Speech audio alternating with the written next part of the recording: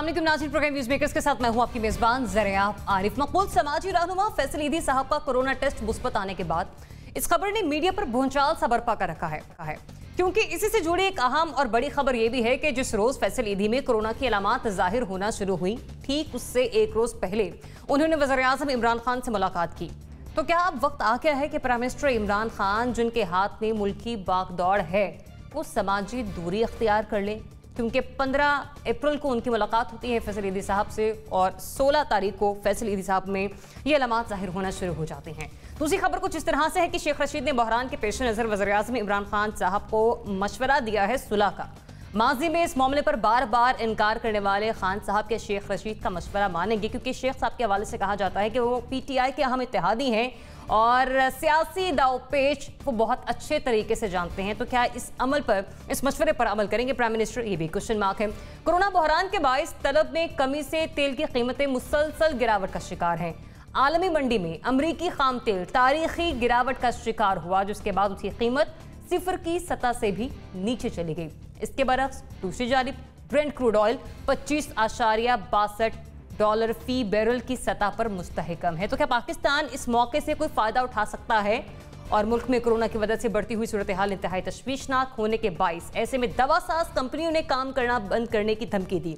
उन्हें सिंध हुकूमत और इंतजामिया की कार्रवाइयों पर तहफ़्फ़ुज़ात हैं, लेकिन क्या एहतजाज रिकॉर्ड करवाने का ये तरीक़ाकार दुरुस्त है, या फिर इसे हम ये कहेंगे कि अदविया साज कंपनियां जो हैं वो इस तमाम सूरत हाल नज़र ब्लैकमेल कर रही हैं, बेहिस्सी दिखा रही हैं? इस पर बात करने के लिए प्रोग्राम में हमारे साथ मौजूद होंगे एंकर पर्सन और तज्ज़ियाकार अमीर अब्बास साहब। अमीर बहुत शुक्र प्रोग्राम में अपना वक्त देने के लिए। तज्ज़ियाकार नसीम सिद्दीकी साहब भी प्रोग्राम में हमारे साथ शामिल गुफ्तगू होंगे।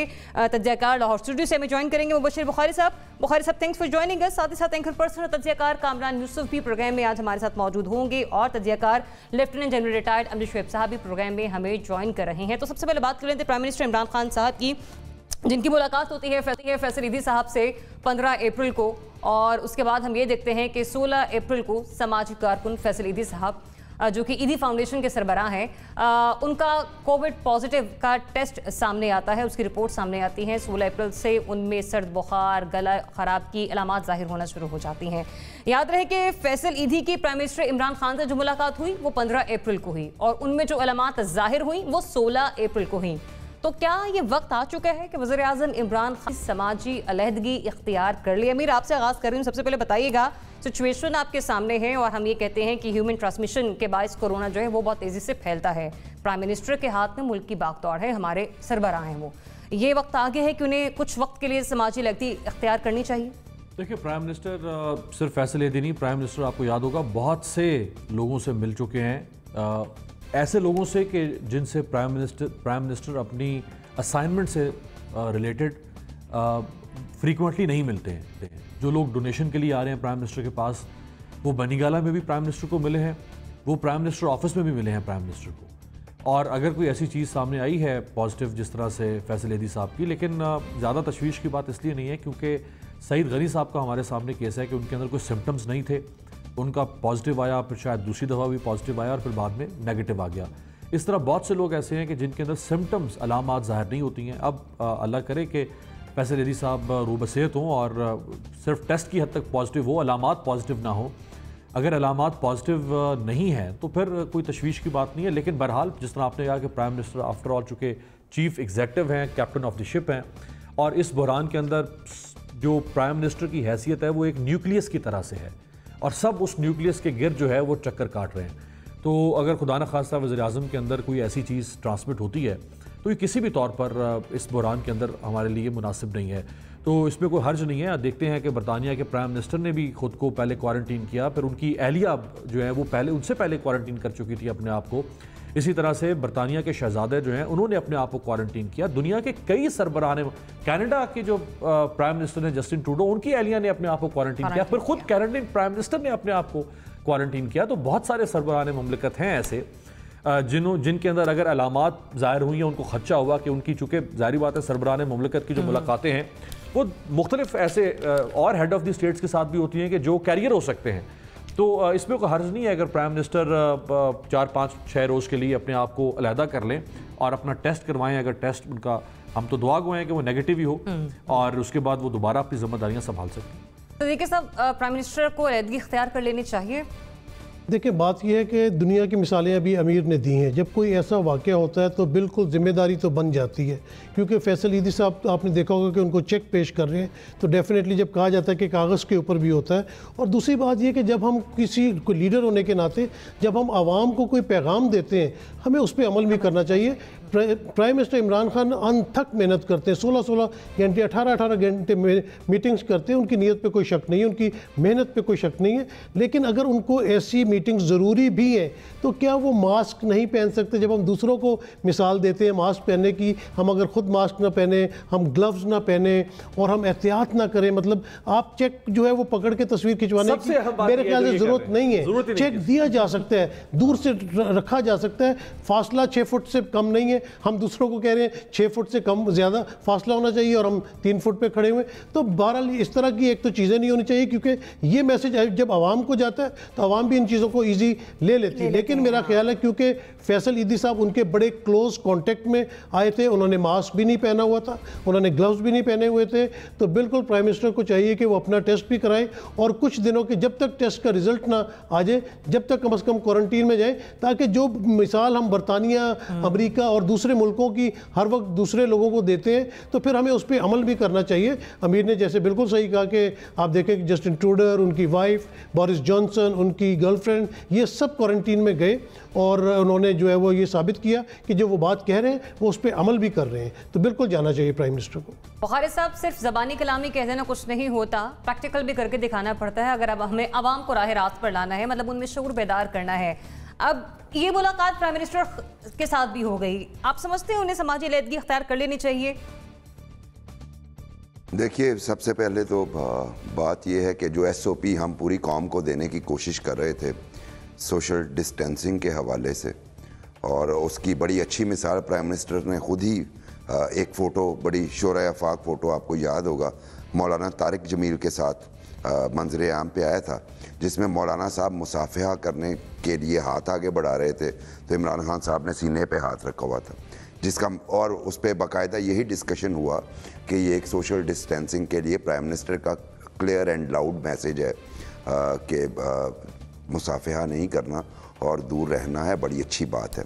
लेकिन बहुत सारे बाद में आने वाले दिनों में हमने देखा कि वो SOPs खा वो खान साहब खुद हों या उनकी कैबिनेट के लोग हों, वो जो गाइडलाइंस हैं WHO की या जो गवर्नमेंट ने अपने SOPs बनाए हैं उनको नज़रअंदाज कर रहे हैं। अब मेरे लिए ये बड़ा लम्हा फ़िक्रिया है, चूँकि हमारे वो वज़ीर आज़म हैं और बड़े हम नाजुक दौर से गुज़र रहे हैं, और ऐसी सूरत हाल में उनका फ़िट और एक्टिव रहना, जो कि वो बहुत फ़िट हैं और बहुत एक्टिव हैं, ये रहना बड़ा ज़रूरी है। अब फैसल ईदी साहब के बाद एक बात तो ये, सबसे पहले तो प्राइम मिनिस्टर साहब को अपना टेस्ट करवाना पड़ेगा, लेकिन चूँकि इनका इस वायरस का इंक्यूबेशन पीरियड 5 दिन होता है कम से कम, तो 5 दिन के लिए तो पहले वो अलहदगी अख्तियार करें और उसके बाद अपना टेस्ट करवाएं, और टेस्ट करवाने के बाद एक और नया खुदा ना हास्ता अगर उनका टेस्ट भी पॉजिटिव निकल आता है तो फैसल ईदी साहब से मुलाकात के बाद सदर साहब से भी मुलाकात की है इमरान खान ने, हमारी मिलिट्री लीडरशिप से मुलाकातें की हैं, और आज ही उन्होंने एक कैबिनेट मीटिंग भी एड्रेस किया, और फिर उनकी अपनी जो दूसरी सोशल एक्टिविटीज़ में मुलाकातें हैं वो हैं, तो फिर उन सब लोगों के करवाने पड़ेंगे, तो ये सूरत हाल गंभीर हो जाएगी। तो मेरा ख्याल है कि ये मौका है। वैसे तो इमरान साहब की जो है सेहत बहुत अच्छी है, मेरा ख्याल है कि कोरोना से वो बगैर किसी मेडिसिन के खुदा ना खास्ता अगर कोई पॉजिटिव भी आते निपट लेंगे, लेकिन फ़िलहाल उन्हें आइसोलेशन में जाना चाहिए। तो इस एतबार से क्या हर एतबार से सभी की सेहत को मद्देनजर रखते हुए प्राइम मिनिस्टर को अलहदगी इख्तियार करना होगी? कामरान, मुलाकात हुई फैसल ईदी की प्राइम मिनिस्टर इमरान खान से, 15 को मुलाकात होती है, 16 में उन्हें अलामात जाहिर होना शुरू हो जाती हैं, अलहदगी इख्तियार कर लें वो? देखें, जो SOP है वो तो यही बताता है कि जब भी इस किस्म का अगर आप किसी के कांटेक्ट में आए हैं और उसका केस पॉजिटिव आया है, तो नतीजा यही होता है कि जितने जो उसके कॉन्टेक्ट्स हैं for the time being, precaution तो यही है कि आप उनको आइसोलेशन में कर देते हैं या वो खुद आइसोलेशन में चले जाते हैं। लेकिन जाहिर है यहाँ पर बात वज़ीर-ए-आज़म इमरान खान की है, तो SOP तो ज़रूर ज़ाहिर फॉलो होना चाहिए। इस क्रूशल मरहले पर उन्होंने मुल्क की बागडोर भी संभालनी है, और फिर दूसरा ज़ाहिर है जो एहतियाती तदाबीर है उस पर भी अमल दरामद करना है। तो मेरे ख्याल में बज़ाहिर तो इंशाल्लाह अल्लाह करे कि उनका टेस्ट अगर होगा तो वो मनफी आए, लेकिन एसओपी तो वही फॉलो करना चाहिए। रही बात ज़ाहिर है हुकूमती अमूर चलाने के लिए, तो इस सारे कोरोना वायरस की वबा में एक चीज जो हमें समझ आई है और पता चला है कि अब हर चीज ऑनलाइन हो रही है, रिमोटली भी वो चीजों को कंट्रोल कर सकते हैं। सिर्फ उन्होंने अपने आप को फॉर द टाइम बीइंग थोड़ा आइसोलेशन में लेकर के जाना है, जस्ट एज प्रिकॉशन। और जब उनका टेस्ट हो जाए और इंशाल्लाह उनका टेस्ट अगर नेगेटिव आता है तो फिर तो कोई इतना बड़ा प्रॉब्लम नहीं है।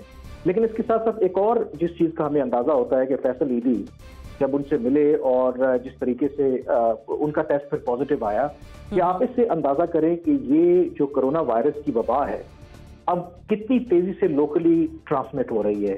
क्योंकि बज़ाहिर तो फैसल ईदी बिल्कुल ठीक ठाक थे जब वो वज़ीर आज़म इमरान खान से मिले, और इसी तरह से हो सकता है कि कई ऐसे लोग जो सरकारी ऑफिसर्स भी हो सकते हैं, मे बी कोई वुज़रा भी हों, बहुत से ऐसे लोग हों जिनमें शायद अलामात बज़ाहिर नहीं है, हो सकता है कि वो कैरियर हों। इसीलिए कहा जाता है कि ये बहुत ज़रूरी है कि हमें अपनी टेस्टिंग कैपेसिटी बढ़ानी है ताकि ऐसे लोगों को आप बर वक्त आइडेंटिफाई कर सकें। तो लेट्स होप कि इसके बाद ना सिर्फ हुकूमत ये एक सबक सीखेगी बल्कि उसके साथ साथ जो एसओपी मुझे लगता है वो फॉलो करना चाहिए। बेशक कुछ दिनों के लिए जो भी डॉक्टर्स उन्हें एडवाइस करते हैं, आई एम श्योर कि वो वज़ीर आज़म हैं और डॉक्टर्स जो हैं उनको प्रॉपरली एडवाइस कर रहे होंगे, तो आई होप कि वो प्रॉपर एडवाइस को फॉलो करेंगे और उसके मुताबिक जो बाकी लोगों को हम एडवाइस कर रहे हैं उसी को फॉलो करेंगे, और उससे एक मैसेज भी बाकी लोगों को जाएगा। एग्जैक्टली कहते रहने का वक्त अब खत्म हुआ, अब करके दिखाने का वक्त आ गया है। बिल्कुल, और प्राइम मिनिस्टर को ये कर दिखाना होगा, इसी में उनकी अपनी सेहत का भी सवाल है। जनरल साहब,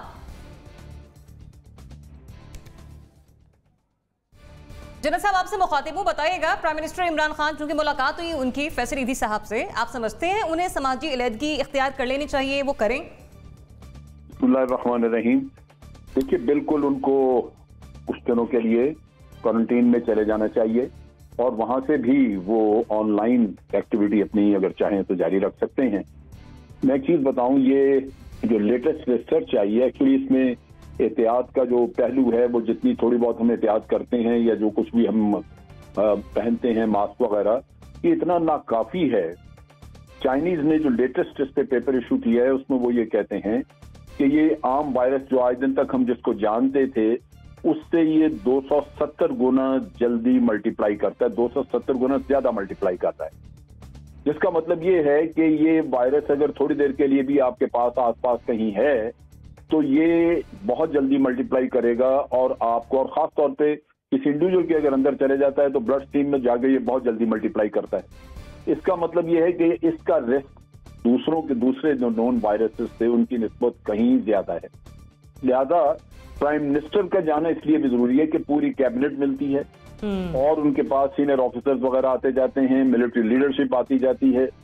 तो ये ना हो कि ये बहुत बड़ा एक मसला खुल जाए यहाँ पे कि बहुत सारे सीनियर लोग जो मुल्क को चला रहे हैं वो आज आपको बीमार नजर आए। तो बेहतर यही होगा कि प्राइम मिनिस्टर फौरी तौर पे कुछ दिनों के लिए क्वारंटीन में चले जाएं ताकि ये देख लिया जाए कि उन पे नॉर्मल सिस्टम जो इसके सिम्टम्स हैं वो क्या आ रहे हैं, जाहिर होते हैं या नहीं। तो अगर सिम्टम्स हफ्ते के अंदर जाहिर नहीं होते तो वो फिर अपना नॉर्मल काम करें। लेकिन तशवीश की बात यह है कि फैसल ईदी जब मिले ना वो उस वक्त कोई प्रिकॉशनरी मेजर्स उसने किए हुए थे और ना ही प्राइम मिनिस्टर ने किए।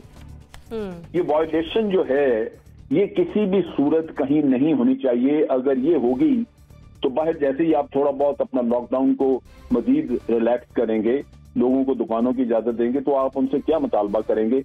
वो तो फिर पहले ही मैं समझता हूँ कि उनके अंदर वो सीरियसनेस नहीं है।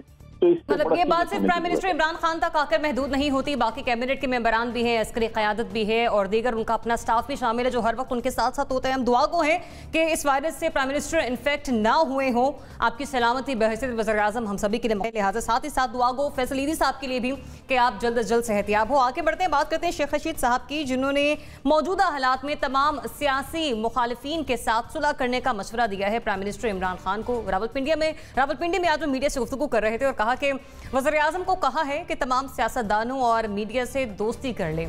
अब याद रहे कि वफाकी वजीर ने गुज़िश्ता रोज़ वज़ीर-ए-आज़म इमरान खान से मुलाकात की है, जिसके बाद आज उस कस्म का बयान दे रहे हैं। तो क्या वज़ीर-ए-आज़म इमरान खान शेख रशीद का सबसे दोस्ती कर लेने का मशवरा मानेंगे? अमीर, बड़े करीबी इत्तेहादियों में शामिल हैं शेख रशीद साहब प्राइम मिनिस्टर के, और सियासी दावपेच से बखूबी आगाह हैं। प्राइम मिनिस्टर उनके इस सलाह मशवरे के तजवीज़ को, इस मशवरे को मानेंगे? इस मशवरे को मानने से बेहतर है कि इमरान खान साहब इस्तीफ़ा दें, हुकूमत से भी इस्तीफ़ा दें, सियासत से भी इस्तीफ़ा दें, और या बनी गाला में की पहाड़ियों पे जाके या लंदन में अपने बच्चों के पास जाके ज़िंदगी के जो आखिरी उनके अयाम है वो वहाँ गुजारें। क्योंकि जिसका नाम इमरान खान है और जो इमरान खान की सियासत रही है, जो इमरान खान का मंशूर रहा है, जो इमरान खान की 26 साल तक जो वो गर्दान पढ़ते रहे हैं, जो उनका बयानिया है, वो बयानिया ये है कि वो किसी के साथ कॉम्प्रोमाइज़ नहीं करेंगे। ये एक अलहदा बहस हो सकती है कि उन्होंने अब तक इसके ऊपर किस हद तक साबित कदमी दिखाई या नहीं दिखाई, या अब तक वो किस हद तक कॉम्प्रोमाइज़ करते रहे हैं इक़्तिदार के लिए। ये एक अलहदा बहस हो सकती है, लेकिन जो बयानिया इमरान खान का है, जो इमरान खान की सियासत का तुर्रा इम्तियाज़ है, वो ये है कि इमरान खान किसी से कॉम्प्रोमाइज़ नहीं कर सकता या नहीं करेगा, और ना इमरान खान को कॉम्प्रोमाइज़ करना चाहिए। अनफॉर्चुनेटली पाकिस्तान की सियासत में ये जो मुफाहमत और समझौतों की जो बदबूदार रविश रही है, इक़्तिदार को बचाने के लिए, इक़्तिदार के हर आने वाले दिन को बचाने के लिए, ये जो घिनौनी और गलीस मुफाहमत माजी में होती रही, उसका नतीजा पाकिस्तान ने क्या देखा कि जैसे कोई शख्स किसी दलदल में धंसा हो और वो बाहर निकलने के लिए हाथ पांव मारे, वो मजीद धंसता चला जाता है। ये दिया हमें उन मुफाहमतों ने, सियासी मुफाहमतों ने और समझौतों ने। तो इमरान खान को लोगों ने इसलिए मुंतखब नहीं किया कि इमरान खान स्टेटस को के साथ मुफाहमत कर ले, इमरान खान माफियाज के साथ मुफाहमत कर ले, इमरान खान जिन्होंने इस मुल्क को लूटा नोचा शीरे मादर की तरह, उनके साथ मुफाहमत कर ले। मैं फिर कह रहा हूं कि उन्होंने बहुत सारी जगहों पे मुफाहमत की है और उसका हिसाब आने वाले इलेक्शन में उनसे वोटर लेंगे कि उन्होंने क्यों मुफाहमत की। लेकिन ये इमरान खान की रविश नहीं है। अगर इमरान खान ने मुफाहमत करनी है तो फिर आसिफ अली जरदारी में और नवाज शरीफ में क्या फर्क रह जाएगा कि जो जब ऑपोजिशन में होते हैं तो दोनों एक दूसरे का गला नोचने को आते हैं, एक दूसरे को सड़कों पर घसीटने पर आते हैं, लेकिन जब इमरान खान के मुकाबले में आते हैं तो दोनों एक दूसरे के छोटे बड़े भाई बन जाते हैं। और इतनी हमदर्दी और दोस्ती बढ़ जाती है कि बिलावल भुट्टो जरदारी मरियम नवाज की गिरफ्तारी के ऊपर असेंबली में कहते हैं कि प्राइम मिनिस्टर, चूंकि लफ्ज बोला तो मैं बोल रहा हूं इसलिए इसको गैर पाली बेगैरत का लफ्ज बोला बिलावल भुट्टो जरदारी ने इमरान खान के लिए, वज़ीर आज़म के लिए। इतनी दोनों के अंदर गाड़ी छिनती हो जाती है जब दोनों के मुफादात कन्वर्ज होते हैं। तो अगर इमरान खान ने एक और मुफाहमती सियासतदान बनना है, एक और समझौतों पर मबनी सियासतदान बनना है, तो इससे बेहतर यह है कि ये अपनी सियासत के उरूज पर, इस वक्त अपने इक़्तिदार के उरूज पर इस्तीफा देके कोई और काम कर लें, वापस चले जाएं क्रिकेट की दुनिया में, कमेंट्री शुरू कर दें, किताबें लिखें, टॉक शोज में आए, कुछ और काम करें, लेकिन खुदारा अपनी 26 साल की सियासत का जो नुक्ता उरूज है, उस नुक्ता उरूज को अपना नुक्ता ज़वाल ना बना दें। तो किसी तौर पर भी शेख रशीद साहब की बातों में इमरान खान साहब को नहीं आना चाहिए। जैसे इन्होंने पीटीआई का मंशूर और खान साहब के उसूल उसको दफन कर देंगे, उसको जैसे इन्होंने गद्दों के ऊपर, जैसे इन्होंने चीनी के ऊपर, जैसे इन्होंने पावर सेक्टर के ऊपर, और जैसे अब आगे जो 10 साल कर्जे की 8 से लेकर 18 तक के ऊपर लेकर आ रहे हैं, उसी तरह से आना चाहिए। यही इमरान खान लोग देखना चाहते हैं। कामरान, मशवरा जो दिया गया है शेख साहब की तरफ से, मानेंगे प्राइम मिनिस्टर? तो ये जो अमीर अब्बास बोल रहे हैं, तो मुझे तो ये लग रहा है कि इनके अंदर का जो है ना इमरान खान जाग गया है। एग्जैक्टली इमरान खान का नुक्ता नजर यही है कि मुल्क बेशक लुट जाए, क़यामत आ जाए, कभी भी मफाहमत की पॉलिसी पे अमल नहीं करना। जहाँ पे एक दो वजाहतें बड़ी जरूरी हैं। जब हम मफाहमत की बात करते हैं तो मफाहमत का मतलब हरगिज नहीं है कि अगर एहतसाब आपने शुरू कर रखा है या करप्शन के जो केसेस चल रहे हैं उनको वापस ले लें। ये मत भूलें कि ये इस वक्त ना सिर्फ पाकिस्तान में, पूरी दुनिया में गैर मामूली हालात हैं।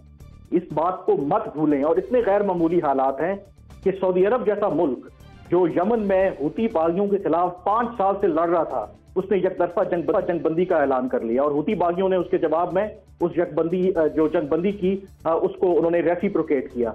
इसी तरह से पूरी दुनिया में अब ये सवाल हो रहा है कि जब कोरोना वायरस खत्म होगा तो इस दुनिया का क्या नक्शा निकलेगा? क्या ये ग्लोबलाइजेशन जिसकी हम बात करते थे, आपस में इंटीग्रेटेड एक सोसाइटी बन गए थे, क्या वैसे ही रहेगी या फिर दुनिया बिल्कुल बदल जाएगी? तो इसकी मिसाल ऐसा ही है, अगर आपके घर में आग लगी हुई है और आपको पानी चाहिए बुझाने के लिए, लेकिन आप बाहर जाते हैं और कहते हैं नहीं, मैं जो पानी है ये फलां शख्स से नहीं लूंगा क्योंकि ये मेरा दुश्मन है, ये मेरा सियासी राइवल है, नहीं मुझे दूसरे बंदे से पानी चाहिए। वो पानी जब तक आएगा तो हो सकता है आपका घर जल उठे। तो मेरे ख्याल में माजी में पाकिस्तान में जब बहरान आए, वो APS का वाकया हो, वो सलाला अटैक हो, वो बेशक उसामा बिन लादेन वाला वाकया हो, बावजूद इसके कि सियासी जमातों के अंदर इख्तलाफात थे, लेकिन समटाइम ऑप्टिक्स भी मैटर करती हैं कि तमाम जो उस वक्त की हुकूमतें थी, बावजूद अपोजिशन के साथ इख्तलाफात के उन्होंने बुलाया, उनको बिठाया और पूरी दुनिया को और खास करके कौम को एक मैसेज दिया कि इस मरले पर हमें मुत्तहिद होना है। और ये जो इस वक्त सूरत हाल है, ये उससे अच्छा कामरान, आप ये कह रहे हैं कि हालात इस बात के मुतकाज़ी हैं कि प्राइम मिनिस्टर उनका मशवरा मान ले, लेकिन मेरा क्वेश्चन ये है कि प्राइम मिनिस्टर मानेंगे?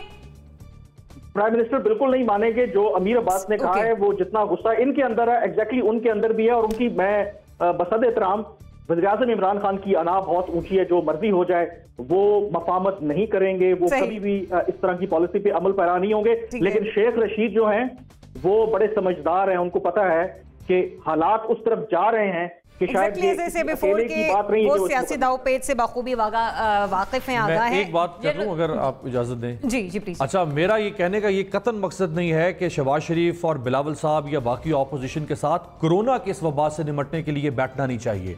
ये तो पहले दिन से मैं आपके प्रोग्राम में भी कहता रहा हूं कि अगर ऑपोजिशन को ऑन बोर्ड लाके, सब कोरोना की ही बात हो रही है, इस वबा से निमटना है। लेकिन अगर इस कॉन्टेक्स्ट में को बात करें कि समझौता कर लें, जो शेख रशीद साहब का जो मैं समझाऊं परसीव किया हूं, एक एग्जांपल आपको दे दूं। एक्वाडोर लैटिन अमेरिकन कंट्री है। एक्वाडोर में 2007 से लेकर 2017 तक 10 साल तक एक्वाडोर की तारीख का सबसे हर दिल अजीज सदर रहा है, जिसका नाम है राफेल कुर्रेया। राफेल कुर्रेया पर रिश्वत लेने का इल्जाम लगा 7 अप्रैल 2020 को, जिस वक्त एक्वाडोर की गलियों में से 800 लाशें उठाई एक्वाडोर की पुलिस ने कोरोना से मरने वालों की। 7 अप्रैल को एक्वाडोर के कैपिटल में उसका ट्रायल हुआ। एक तरफ लाशें उठाई जा रही थी, ट्रायल हुआ। 10 साल तक हर दिल अजीज रहने वाले सदर को 8 साल की सजा और 25 साल तक सियासत से बेदखल करने का हुक्म दे दिया वहां की अदालत ने। एहतसाब उसूल अपनी जगह पे, उनसे एक कदम अगर इमरान खान पीछे हटेगा तो इमरान खान खत्म। हाँ, ऑपोजिशन को ग्रेटर इंटरेस्ट के लिए साथ बिठाना, उस मकसद के लिए बिल्कुल होना चाहिए। इसके अंदर कतन देर नहीं करनी चाहिए इमरान खान साहब को, लेकिन जहां पे उसूल है उसूलों पे भी समझौता नहीं होना चाहिए। जनरल साहब, पहले तो हमें अल्लाह से ये दुआ करनी चाहिए कि कोरोना वायरस के बाद कुछ बचे इस दुनिया में, क्योंकि WHO ये कह रहा है कि worst is yet to come. तो अल्लाह से पहले तो ये दुआ करें, सियासत तो चलती रहेगी कि क्या नक्शा बनता है कोरोना वायरस के बाद इस पूरी दुनिया में। चलो जनरल साहब को कमेंट ऐड करते हैं, जरा रहनुमाई कीजिए। जनरल साहब हमारी बताइएगा, ये मशवरा मानेंगे प्राइम मिनिस्टर जो शेख साहब दे रहे हैं? देखिए, पहली बात तो ये है कि ये मशवरा नहीं है। शेख साहब को पता नहीं अल्लाह जाने क्या मसला है, वो कुछ न कुछ मीडिया में मैं यूं समझता हूं कि वो एक पॉलिटिकल सेलिब्रिटी है मीडिया की। अच्छा। वो आके कोई ना कोई कहानी शोशा छोड़ देते हैं इस तरह का। अगर ये मशवरा था तो ये उनको प्राइम मिनिस्टर को प्राइवेटली जाके कहना चाहिए था। ये मीडिया में आके इसका ऐलान करने की क्या जरूरत है आपको, ताकि प्राइम मिनिस्टर इस पे अपना पॉइंट ऑफ व्यू भी उनको दे देते। अब ये जो सूरत हाल है, इसमें मसला दुश्मनी का या दोस्ती का नहीं है। आप एक मुल्क चला रहे हैं और प्राइम मिनिस्टर को ऑपोजिशन के साथ एक वर्किंग रिलेशनशिप रखनी होती है, रखनी चाहिए। वो रिलेशनशिप जो है उसका एहतसाब से या किसी और मामले से ताल्लुक नहीं है। वो आपके जो हुकूमत का जो कारगुजारी है हुकूमत की, जो कुछ भी आपने मुल्क के लिए करना है, उसमें उनका एक रोल है। अगर वो कोरोना के वबा के मामले में आपको कहते हैं कि जनाब हम आपको मुकम्मल तौर के ऊपर तावन करने के लिए तैयार हैं, तो आपने तावन लेना है। अगर आप उनकी किसी चीज से एग्री नहीं करते तो आप ना करें। लेकिन दूसरी तरफ ये है कि जिस तरह मईशत के मसले हैं, ये भी कौमी मसला है, ये किसी एक इंडिविजुअल का नहीं है। कल इमरान खान साहब की गवर्नमेंट चली जाएगी तो क्या मईशत के सारे मसले हल हो चुके होंगे? जो भी आइंदा आएगा उसने हल करने होंगे। तो अच्छा नहीं है कि आप आज एक वर्किंग रिलेशनशिप डेवलप करें तमाम उन लोगों के साथ जो आज पार्लियामेंट का हिस्सा है, और फिर उसको उन मसाइल को इस तरह हल किया जाए कि कल को कोई और पार्टी भी आए तो उसकी ओनरशिप ले, ना कि आप एक नाराजगी का माहौल बना के बैठ जाएं। ये कोई जाती मसला तो है ही नहीं किसी का। तो मैं ये कहूंगा कि जिस पैराए में शेख रशीद बात कर रहे हैं वो इंतहाई गलत है, क्योंकि ये दोस्ती या दुश्मनी का तो किस्सा था ही नहीं। लेकिन दूसरी तरफ इमरान खान साहब के रवैये के लिए बड़ा जरूरी है कि वो एक वर्किंग रिलेशनशिप रखें जिससे हुकूमत के निजाम को चलाने में आपको अपोजिशन का किरदार मिल सके। तो ये शेख साहब ने मशावरत नहीं की। शेख साहब के रोज के बयान आप सुने तो वो एक सेलिब्रिटी की तरह रेलवे छोड़ के रोजाना एक दुकान लगा के बैठ जाते हैं और उसमें कोई ना कोई शोशा छोड़ के घर चले जाते हैं। तो दुरुस्त नहीं है, मैं समझता हूं उनका ये मशवरा नहीं है। ये एक शोशा छोड़ा उन्होंने, जिसके ऊपर मेरा ख्याल है दोनों तरफ से सियासत होगी। बारसूरत मेरी राय ये है कि एक वर्किंग रिलेशनशिप उनके साथ, अपोजिशन के साथ रखनी चाहिए। उनके रोल को कभी भी अंडरमाइन नहीं करना चाहिए। बुखारी साहब, आप शेख साहब के मशवरे पर क्या तबसरा करेंगे? प्राइम मिनिस्टर मानेंगे, मान लें उनकी बात, मान लेनी चाहिए? देखिए, पहली बात तो ये बिल्कुल मैं जनरल साहब के साथ एग्री करता हूँ। शेख साहब को आदत है, he likes to play with the gallery. तो ये भी जो स्टेटमेंट है ये बिल्कुल मीडिया की तवज्जो जो है अपनी तरफ मबजूल कराने की एक कोशिश है।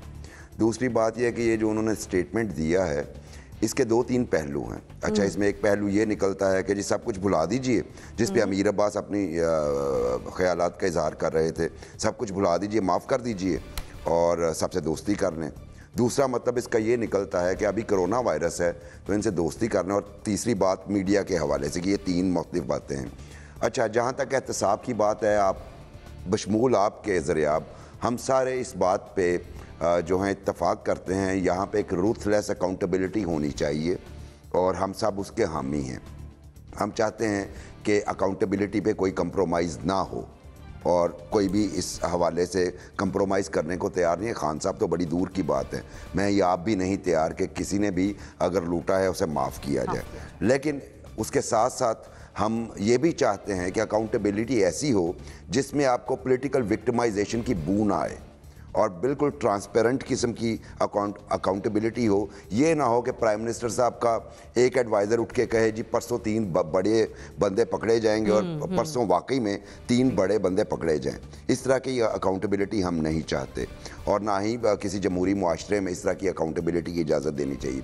अब आते हैं खान साहब की तरफ। अब शेख रशीद साहब जो खान साहब की कैबिनेट में मिनिस्टर हैं, बड़ा मशहूर और शोरा आफाक खान साहब का स्टेटमेंट था कि ऐसे बंदे को तो मैं अपनी कैबिनेट में माफ़ी के साथ शेख साहब से और खान साहब दोनों से पीएन भी ना रखूं, मैं अपना पीएन भी ना रखूं। एक तो ये।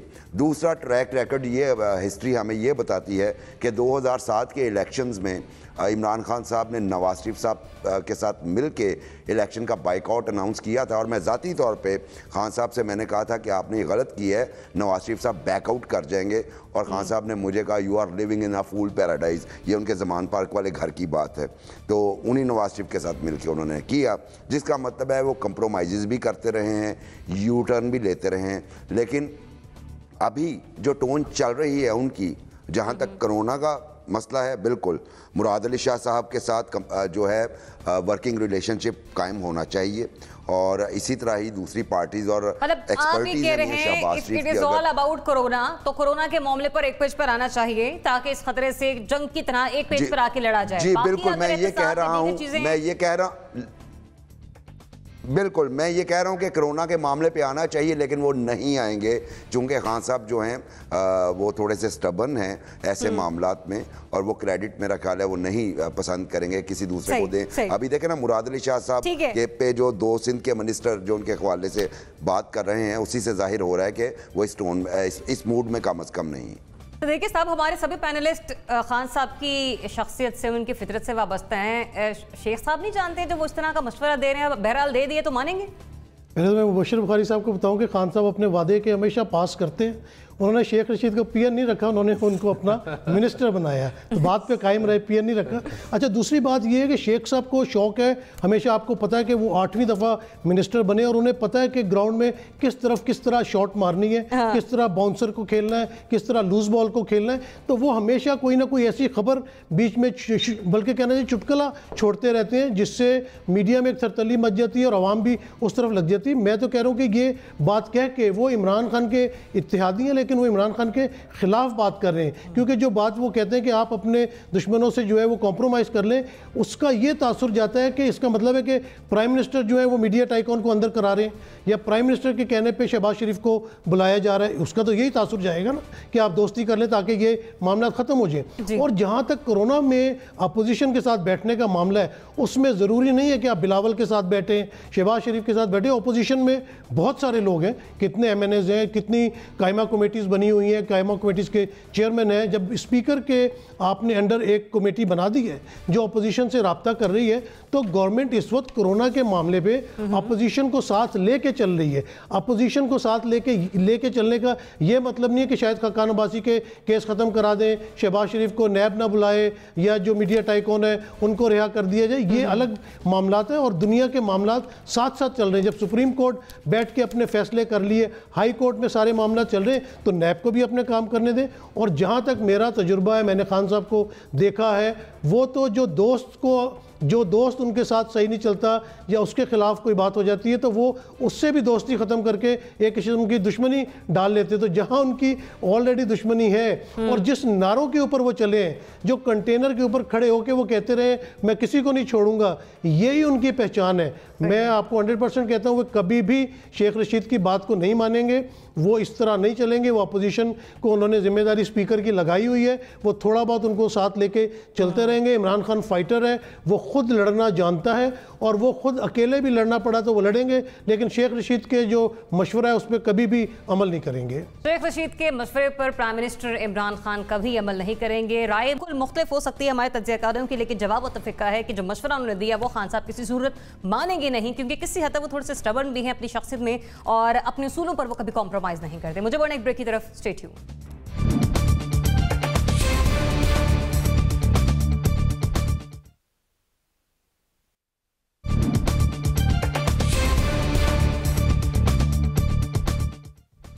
वेलकम बैक नाज़रीन। मईशत के एतबार से कल से लेकर अब तक की बड़ी और अहम खबर ये कि आलमी मंडी में अमरीकी खाम तेल बदतरीन गिरावट का शिकार होकर सिफर की सतह से भी नीचे चला गया है। ट्रेडिंग के दौरान खाम तेल की कीमतों में 107% तक कमी, नाकाबिले यकीन कमी देखी गई। दूसरी जानिब ब्रेंट क्रूड ऑयल $25.62 फी बैरल की सतह पर ताहाल बरकरार है, मुस्तहकम है। तो क्या पाकिस्तान को सऊदी अरब के बजाय अमेरिका से तेल दरामद करना चाहिए? अमेरिका के हवाले से बात कर लेते हैं। कामरान, पाकिस्तान के लिए ये विन विन सिचुएशन है किसी एक हद तक। बताइए, पाकिस्तान को अमेरिका से तेल दरामद करना चाहिए सऊदी अरब के बजाय मौजूदा सूरत हाल के पेश नजर? अच्छा, ये बड़ी ओवर सिंप्लीफिकेशन है इस तमाम इशू की। और कल से जब से ये खबर आई है कि वहाँ पर अमेरिका में ना सिर्फ तेल मुफ्त बिक रहा है बल्कि जो खरीद रहा है उसको डॉलर भी दे रहे हैं, तो हमारे यहाँ लोग मुख्तलिफ तरह की कैलकुलेशन निकाल रहे हैं। किसी ने ये भी कहा कि अब ₹2 में 160 लीटर पेट्रोल जो है वो दस्तयाब होगा। ये बहुत सी रियलिटी से बिल्कुल हटके हैं चीजें। ये एक बात समझने की कि क्राइसिस वहां पे क्यों आया। एक ये कि डिमांड नहीं है ऑयल की अमेरिका में बल्कि पूरी दुनिया में, और डिमांड ना होने की वजह से सप्लाईज अपनी जगह पे मौजूद है और जो स्टोरेज कैपेसिटी है वो अब नहीं रही। तो उसकी मिसाल मैं आज जो डॉक्टर वकार मसूद फाइनेंस सेक्रेटरी रहे हैं उनसे आज मैं बात कर रहा था। उन्होंने बड़ी जबरदस्त, बड़े सादे अल्फाज में बहुत टेक्निकल इशू मुझे समझाया। उन्होंने कहा कि फर्ज करें कि एक ऑयल टैंकर कराची से चलता है और वो इस्लामाबाद तक पहुंचते पहुंचते तेल की कीमत इतनी गिर जाती है कि वो जो ऑयल टैंकर का किराया है वो तेल की कीमत से भी ज्यादा है, और उससे बढ़कर ये कि स्टोर करने की या उसको ऑफलोड करने की भी कोई फैसिलिटी नहीं है। तो ऐसी सूरत में सप्लायर ये देखता है कि किस में कम नुकसान है, उसको नुकसान इसमें ज्यादा है कि वो ऑयल रिटेन करे और वो ऑफलोड करेगा तो उसको कम नुकसान है। तो इसलिए वो किसी से भी जो खरीदार है उसको पैसे देकर कहेगा कि मेहरबानी करके ये तेल खरीद लो। ये तो एक बात होगी। दूसरा जो सबसे अहम पहलू है, इसका हरगिज मतलब नहीं है कि रिटेल यानी कि जो मार्केट में आम सारिफ है अमेरिका में, वो पेट्रोल पंप पे जाता है, अपनी गाड़ी का पेट्रोल टैंक भरवाता है और साहब उसके मालिक से कहता है कि जी मुझे डॉलर भी दो। हरगिज ऐसा नहीं है। अगर ऐसा होता तो लाखों पाकिस्तानी इस वक्त अमेरिका में काम करते हैं। आई एम श्योर कि हमारी हुकूमत उनसे कहती कि ना सिर्फ अपनी गाड़ियों की टैंकियां भरवाएं, पानी की टैंकियां भी तेल से भरवाएं, बाल्टियां और लोटे सब कुछ ले जाएं, तेल अपने पास रखें, जो डॉलर आपको मिले मुफ्त में वो पाकिस्तान भेज दें।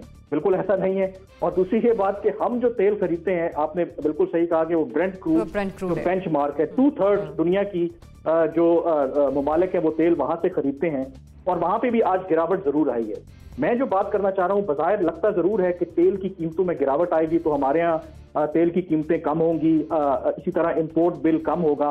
लेकिन एक बात याद रखें कि वो जो एक शेर है ना कि दुश्मन मरे ते खुशी ना करिए कि सजना भी मर जाना, कि किसी और की तबाही आपकी कामयाबी की जमानत नहीं है। ये मत भूलें कि ये क्राइसिस ऐसा है कि अगर तेल की कीमतें कम होंगी इस तरह से। अच्छा, ये तो कंपैरिजन हो गया ना, ये तो कंपैरिजन हो गया इकोनॉमी को लेके, ऑयल प्राइस को लेकर। कामरान, मेरा पॉइंट अभी भी वही है, हमें अमेरिका की तरफ जाना चाहिए, वहां से करना चाहिए तेल को दरामद।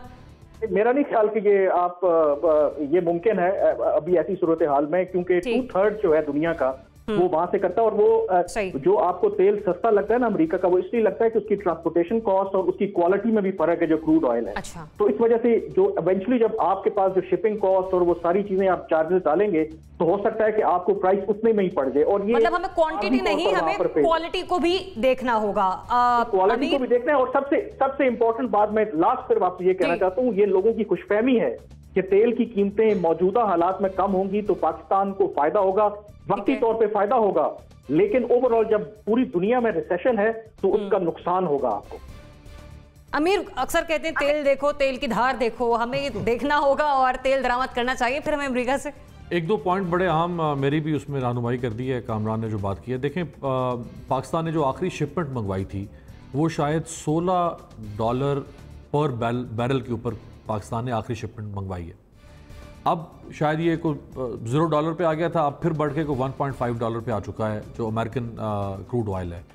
1983 के बाद से लेके अब तक ये पहली दफ़ा हुआ है कि माइनस में गया है। और अब से कुछ देर पहले जो ब्रिटिश ब्रेंट ऑयल है वो भी पिछले 18 साल की तारीख में सबसे कम सतह पर इस वक्त खड़ा हुआ है। पाकिस्तान का जो ऑयल इंपोर्ट बिल है वो कम हुआ है जुलाई 2019 से लेके फरवरी 2020 तक, यानी फरवरी में ही क्राइसिस पाकिस्तान में शुरू हुआ, जो इकॉनमी में इस्लाम आया। तो ये जो 8 महीने थे इसमें पाकिस्तान का जो इंपोर्ट बिल रहा है ऑयल का वो $8.23 बिलियन रहा है। अब ये जो अगले फरवरी से लेके जारी बात है जो जून तक ये 4 माह हैं, इसके अंदर मजीद अब ऑयल की खपत जो है पाकिस्तान में कम रहेगी। अब देखते हैं लॉकडाउन 2 हफ्ते के बाद खुलता है तो चीज़ें अगर चलती हैं तो शायद फिर इसकी डिमांड कुछ तलब बढ़ जाए, और तलब और रसद का जो फ़र्क है उसकी वजह से शायद तेल जो है वो फिर महंगा हो जाए। लेकिन मैं नहीं समझता कि शायद कोई इतना आसान है कि फौरी तौर पे आप सऊदी अरब से सारे सौदे कैंसिल कर दें अपने और फौरी तौर पे आप अमेरिका से मंगवाना शुरू कर दें, क्योंकि ये स्ट्रेटेजिक नोयत के डिसीजन होते हैं, ये आपका लॉन्ग लास्टिंग बिजनेस रिलेशन होता है। सऊदी अरब भी ये कहेगा कि ये पाकिस्तान के साथ हमारे जो ताल्लुकात हैं, यानी ये $2-4 अगर कम हुआ है किसी जगह पे तो ये हमारे साथ इतने अरसे से, और आपको पता है पाकिस्तान तो डेफर्ड पेमेंट पे ले चुका है सऊदी अरब से। और जो यहाँ पे बिन सलमान का विजिट था और जो ऑयल रिफाइनरी लगने की बात हुई, $20 अरब का मुआहदा हुआ, उसके अंदर बहुत सारा पोर्शन तो ये ऑयल रिलेटेड था, जिसमें डेफर्ड ऑयल पेमेंट भी और ऑयल रिफाइनरी भी। तो ये सारे ताल्लुकात आपने देखने, इस तरह से नहीं है कि जैसे हम कोई एक किराने की दुकान से सौदा खरीदते हैं और हम कहते हैं इससे नहीं खरीदना, साथ वाले महल्ले से जाके खरीदेंगे, ये इस तरह से नहीं है। ऑयल बहुत बड़ी इंपोर्ट बिल है आपका, आपने आगे भी देखना है आप जिन मुल्कों से खरीद रहे हैं, आज आप उनसे नहीं खरीदेंगे तो ठीक है आपको कहीं से सस्ता मिल रहा है, लेकिन ये सस्ता तो नहीं रहना हमेशा अमेरिका में। और आप देखिए कि सऊदी अरब से मैं आपको बता दूं कि जापान जिन मुल्कों से क्रूड ऑयल इंपोर्ट करता है, सऊदी अरब उनमें से पहले नंबर पर है। अमेरिका, चीन, इंडिया, ये 3 मुल्क जो हैं, ये जिन मुल्कों से क्रूड ऑयल इंपोर्ट करते हैं, सऊदी अरब उनमें से दूसरे नंबर पर है। तो ये ऑयल खुद एक बहुत बड़ी एक इंडस्ट्री है पूरी दुनिया के अंदर, ऑयल पॉलिटिक्स होती है। लिहाजा मेरा नहीं ख्याल कि शायद ये कोई ऐसा फैसला है कि आप पलक झपकते कह देंगे जी बस सऊदी अरब से नहीं लेना, आज से अमेरिका से लेना। तो ये सस्ता फैसला पाकिस्तान को महंगा भी पड़ सकता है। मैं लोगों के साथ, ये लोग आपके जो व्यूवर्स हैं उनके साथ थोड़ी सी ज्यादती होगी। एक चीज बड़ी वजाहत जरूरी है, आप जो हम जिक्र कर रहे हैं ना कि अमेरिका में प्राइस नेगेटिव चली है, आप याद रखें ये जो कॉन्ट्रैक्ट्स होते हैं एडवांस कॉन्ट्रैक्ट्स होते हैं। ये मई की बात हो रही थी, आज वो एक्सपायर हो रहा था। जो जून के हवाले से कॉन्ट्रैक्ट्स अभी से जो ट्रेड हो रहे हैं अमेरिका में, उसमें जो फी बैरल इस वक्त कीमत है वो $20 से $22 पर बैरल हो रही है। तो ये आप बात याद रखें कि वहां पर अभी वो सस्ता नहीं है तेल, क्योंकि इनमें एडवांस में ट्रेडिंग होती है। तो ये बात बहुत जरूरी है लोगों को। मतलब ये दूर के ढोल हैं जो हम देख रहे हैं। जनरल साहब, तेल दरामद करना चाहिए हमें अमेरिका से? नहीं, वो मेरा ख्याल अमीर ने वाज़ेह कर दिया कि चूंकि आप डेफर्ड पेमेंट पे ले रहे हैं और एक एग्रीमेंट के तहत सऊदी अरेबिया से ले रहे हैं, तो आप सऊदी अरेबिया से यूं छोड़ के नहीं जा सकते। बिल्कुल एक स्ट्रेटेजिक डिसीजन भी है, लेकिन ये हुआ क्यों है और ये रहेगा क्या कब तक? देखिए, बात ये है कि एक तो वाज़ेह है कि पूरी दुनिया में अब स्टोरेज कैपेसिटी का मसला आ गया। सस्ता हो रहा था, लोगों ने लिया। पाकिस्तान में भी अब स्टोरेज कैपेसिटी मजीद नहीं है और रिफाइनरीज अपनी कैपेसिटी से कम पे काम कर रही हैं, क्योंकि मार्केट में डिमांड भी कम है, उतनी ट्रांसपोर्ट आपकी चल नहीं रही। अब आपकी एयरलाइंस नहीं काम कर रही, तो नेचुरली आपकी कंजम्पशन भी बड़ी कम है। तो पाकिस्तान में भी डिमांड क्रूड की वो नहीं है जो कुछ अर्सा पहले थी कोरोना के इस इशू से पहले। वो ये है कि अगर मिसाल के तौर पे मार्केट में डिमांड कम हो तो ये तो अपना एक कार्टेल के तहत काम करते हैं ओपेक के जरिए, और ये फौरन अपनी प्रोडक्शन कम कर देते हैं ताकि कीमतें कम ना हो। मार्केट में कीमतें मुस्तहकम रखने के लिए ये जितने भी मुल्क तेल निकालते हैं ये अपनी आउटपुट कम कर देते हैं, लेकिन इस वक्त नहीं कम हुई और जहाज इस वक्त भरे हुए तेल के सैकड़ों के हिसाब से हाई सीज में खड़े हैं। मसला उनका बना हुआ है कि लेने वाला नहीं है कोई, और उन जहाजों का किराया पड़ रहा है, आगे उनको अंदाजा नहीं है कि ये बिकेगा भी या नहीं, जहाज तो खाली करना है। सो ये इशू बन चुका है जहां पे जान छुड़ाने के लिए कंपनियां जहाजों उनको कह रही हैं कि जो खड़े हैं हम आपको डायरेक्ट हाई सीज से देते हैं, आप इसको ले लीजिए। और ये किया क्यों गया है? ये रशिया की इकोनॉमी को बर्बाद करने के लिए किया गया, क्योंकि रशिया ओपेक के साथ एग्री नहीं कर रहा था। उनको बड़ी दफा ऑफर उन्होंने किया कि प्रोडक्शन कम करो, लेकिन रशिया ने कहा कि हम प्रोडक्शन कम नहीं करेंगे। नतीजा ये कि फिर एक अंडरस्टैंडिंग बनी सऊदी अरेबिया और अमेरिका के दरमियान, और उन्होंने उठा के रशिया का सत्यानाश करके रखा। आज रशियन इकोनॉमी जो है वो सैंक्शंस का भी शिकार है मगरबी दुनिया से, और उसके बावजूद वो अपने तेल के बिजनेस की वजह से कुछ सर्वाइव कर रहे हैं, लेकिन तेल का जो हशर कर दिया मगरबी दुनिया ने, उससे रशिया को बहुत बड़ा नुकसान हुआ है। तो ये एक वक्ती गेम है, रशिया को नुकसान पहुंचा के ये फिर वापस आएंगे, क्योंकि ये इसमें कोई मसला, मार्केट तो हमेशा कंट्रोल करते हैं। आज प्रोडक्शन बंद कर दें, तेल कोई वहां से उबल के बाहर तो नहीं भाग रहा, कहीं जा तो नहीं रहा, ये तो वहां से पंपिंग होती है, निकलता है तो आप इस्तेमाल उसको करते हैं। वर्ल्ड इकोनॉमिक पॉलिटिक्स है, लिहाजा पाकिस्तान को उसमें पढ़ना नहीं चाहिए और पाकिस्तान को उसका फायदा भी नहीं होगा। मार्केट को मैनिपुलेट किया गया है एक खास स्ट्रेटेजिक पर्पस के लिए, तो पाकिस्तान इसमें कुछ भी नहीं कर सकता क्योंकि हमारे पास तो स्टोरेज है ही नहीं। लेकिन जो लेना है हमने डेली की बुनियाद पे, जो हमारी रिक्वायरमेंट है वो हमें सऊदी अरेबिया से मिल रहा है।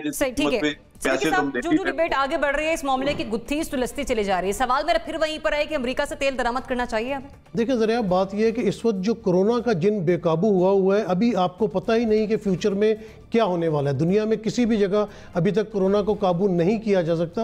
रोज़ अमवात बढ़ रही हैं, रोज़ कोरोना के केसेस बढ़ रहे हैं। पाकिस्तान में स्लो एंड स्टेडली आपने देखा कि बढ़ता चला जा रहा है। और दूसरी तरफ इकोनॉमिक्स का सिंपल सा रूल है डिमांड एंड सप्लाई का। इस वक्त जो डिमांड है ऑल ओवर द वर्ल्ड जो है, आप देखें तेल की है ही नहीं, ना जहाज़ उड़ रहे हैं, ना ट्रेनें चल रही हैं, ना मोटर गाड़ियाँ चल रही हैं, ना मोटरसाइकिल चल रहे हैं। तो उसकी वजह से ये पाइलअप होता जा रहा है। जिसके पास स्टॉक्स थे वो वहीं के वहीं पड़े और वो इस्तेमाल नहीं हो रहे। पाकिस्तान में भी इस वक्त जो है वो हमने जो ऑयल इंपोर्ट किया हुआ है हमारे पास वाफिर मकदार में पड़ा हुआ है और उसको इस्तेमाल करने वाला कोई नहीं है। तो दूसरी तरफ बात ये आ जाती है कि जिस तरह अमीर ने कहा, कामरान ने, मैं अप्रिशिएट करना चाहता हूँ कि उन्होंने बड़ी डिटेल में जाके बताया। ये सारी एक स्टॉक एक्सचेंज की गेम होती है जो रात को हो रही थी। उसमें यह नहीं था कि रात को जो है वो प्राइस नीचे जा रही है तो हमारे पेट्रोल पंप्स पे लाइन लग जाएगी और वहाँ पे फ्री पेट्रोल देंगे, साथ पैसे भी देने शुरू कर देंगे। ऐसा नहीं था। कामरान ने बिल्कुल सही बताया कि ये मई के स्टॉक्स थे जो कि एंड हो रहे थे, उसकी वजह से प्राइसेस नीचे चली गई। अब जो नई प्राइसेस है वो $20-22 के ऊपर चल रही हैं। तो ये, और दूसरी तरफ बात ये आ जाती है कि हमारे सऊदी अरब के साथ बहुत अच्छे ताल्लुकात हैं। उन्होंने हमें फ्री ऑयल भी दिया है बुरे वक्तों में, वो हमें उधार भी ऑयल दे देते हैं और वहाँ से जो ट्रांसपोर्टेशन होती है वो भी हमें सस्ती पड़ती है। तो ये मुनासिब नहीं होगा कि हम सऊदी अरब की जो मेहरबानियाँ हमेशा पाकिस्तान के साथ रही हैं उनको इग्नोर कर दें और सस्ता तेल जो है वो लेने चले जाएँ अमेरिका से। हालांकि ऐसा होने वाला नहीं है कि जब फ्यूचर में हमें ज़रूरत पड़ेगी इस जो कोरोना की अफरियत से जब हम बाहर निकलेंगे, लाइफ जो एक नॉर्मल रूटीन पे आएगी और डिमांड बढ़ना शुरू हो जाएगी, सिचुएशन उस वक्त देखनी पड़ेगी कि उस वक्त जो आलमी मार्केट है उसमें तेल की क्या कीमत है। वैसे तो अक्लमंदी यही होती है कि जहाँ से चीज़ आपको सस्ती मिल रही है वहाँ से ख़रीद लें, लेकिन जब मुल्कों के आपस में ताल्लुकात होते हैं, सिफारती ताल्लुकात होते हैं और आपको दूसरे बेनिफिट्स भी दूसरे ममालिक से मिल रहे होते हैं, तो वहाँ पे फिर देखना पड़ता है कि हमारे ब्रदराना ताल्लुकात सऊदी अरब के किस तरह से हैं, सऊदी अरब ने हमें कहाँ कहाँ पर मदद की है। तो उस लिहाज से तो मैं ये मशवरा नहीं दूंगा और मेरे ख्याल से हमें अमेरिका के पास नहीं जाना चाहिए। जो सऊदी अरब के साथ हमारी डील्स चल रही हैं हमें वहीं पर महदूद रहना चाहिए। जी बुखारी साहब। जी बहुत अच्छा एक्सप्लेन कर दिया सब ने। कामरान ने टेक्निकल पोजीशन बताई, अमीर ने बताई, जनरल साहब ने रशिया पे इम्पैक्ट बताया। तो इतनी सारी बातें हो गई हैं, लेकिन एक बात जो ये है कि ऑयल जो है ये वेपन भी है ऑयल एक टूल भी है जो फॉरेन पॉलिसीज़ को सेट करता है, करता रहा है, करता रहेगा एक लंबे अरसे तक। और पाकिस्तान के लिए तो हमेशा से ऑयल का जब भी इशू होता है हम मेनली सऊदी अरब की तरफ देखते हैं और हमारे हार्ड टाइम्स में बड़ी हेल्प की।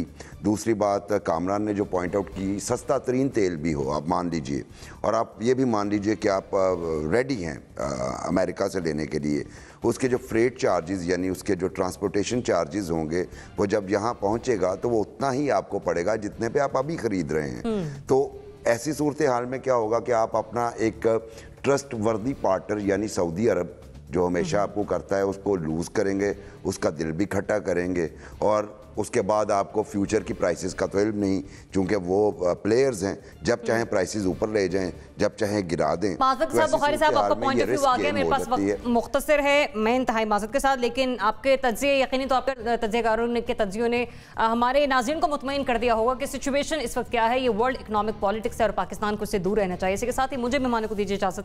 अल्लाह हाफ़िज़।